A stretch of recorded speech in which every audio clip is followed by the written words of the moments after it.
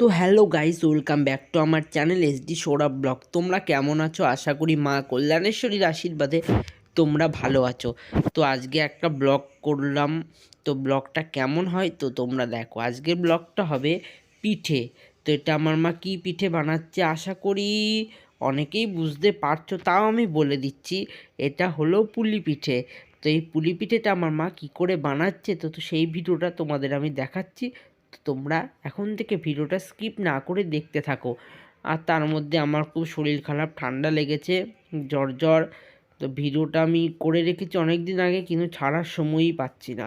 তো এখন ভিডিওটার মধ্যে আমি পরে কথাগুলো দিচ্ছি, তো দিয়ে ছাড়বো ভিডিওটা।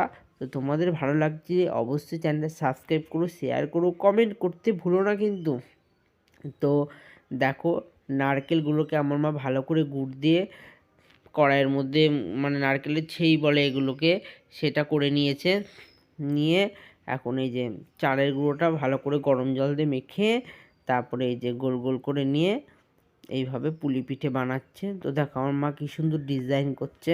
তো এরকম ডিজাইন আমার মা খুব সুন্দর পারে পুলির মধ্যে করতে। মা আর বাবা দুজনেই পারে।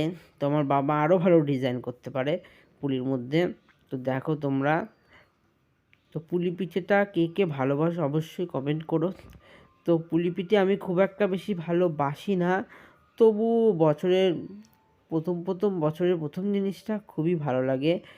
তো এইটা 1 বছর পরই খাই, পুলি পিঠেটা 1 বছর পরই দেখতে পাই। প্রতি বছর শীতকালে খালি এর দেখা পাওয়া যায়। তো এই শীতকালটা এলে একটু খেতে ইচ্ছা করে, কিন্তু বেশি খেতে পারি না, একটা কি দুটো, তার বেশি না।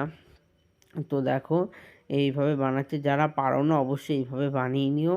তো দেখবে খেতে ভালোই লাগবে। আমার খুব একটা ভালো লাগে না, তো সবার তো আর এক না, ভালো লাগতেই পারে সবার। তো দেখো কতগুলো বানানো হয়ে গেছে। তো একটা পেপার পেতে দিয়েছিলাম, খবরের কাগজ, তার উপর রেখেছে। আর এদিকে দুধ গরম হচ্ছে। তো এটা প্যাকেট দুধ কিনে নিয়ে এসে হয়েছিল, গরুর দুধ আমাদের এদিকে পাওয়া যাচ্ছে না, খাঁটি গরুর দুধ দিয়ে করলে খুব ভালো হয়। তো দুধটা গরম হয়ে গেল ভালো করে, তারপরে আমার মা গুড় দিয়ে দিল। তো দেখো খেজুরের গুড় ছিল, সে খেজুরের গুড়টা দিয়ে দিল। তো এখন খাঁটি গুড় পাওয়া মুশকিল, কারণ এখন সব কিছুতে ভেজাল। তো দেখো গুড়টাও খুব একটা ভালো না, তবু খেজুরের গুড় দিয়ে করলে একটু আলাদা সেন্ট বেরোয়, তার জন্যে করা। তো দেখো কী সুন্দর খেজুরের গুড় দিয়ে দুধটা ভালো করে হাতা দিয়ে নাড়ছে। তো কালারটা খুব একটা ভালো আসছে না, কারণ গুড়টা খুব একটা ভালো না আমার মা বলছে।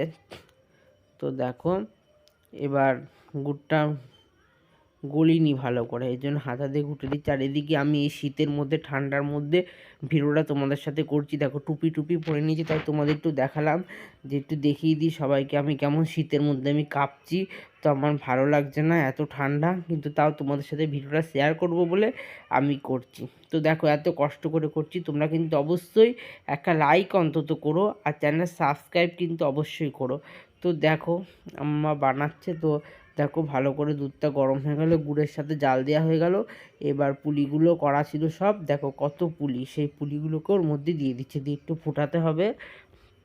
তো দেখো পরে আমার বাবাও কটা করলো, সেটা আমি তোমাদের দেখাতে পারলাম না। তো দেখো কত সুন্দর সুন্দর ডিজাইন করেছে পুলিগুলোর। তো দেখো কড়াইয়ের মধ্যে সব দিয়ে দিচ্ছে একটা একটা করে, অনেকগুলোই বানিয়েছে। তো ঠান্ডার মধ্যে ভালো লাগবে খেতে। তো আমার মা বাবা খুব ভালোবাসে পুলি পিঠেটা খেতে। তো দেখো কি সুন্দর হচ্ছে। এবার হাতা দিয়ে একটু নেড়ে দিচ্ছে, একটু ভালো করে একটু ফুটাতে হবে, ফুটালে একটু খুব সুন্দর হবে আর খুব নরমও হবে খেতে। তো ভিডিওটা এই অবধি করলাম। তো সবাই ভালো থেকো, সুস্থ থেকো, পরের ব্লগে আবার দেখা হবে।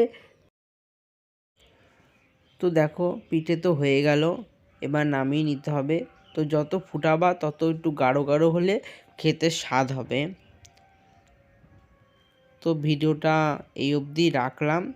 তো ভিডিওটা যদি কোনো আমার ভুল হয় তো অবশ্যই সবাই মানিয়ে নিয়ে দেখো,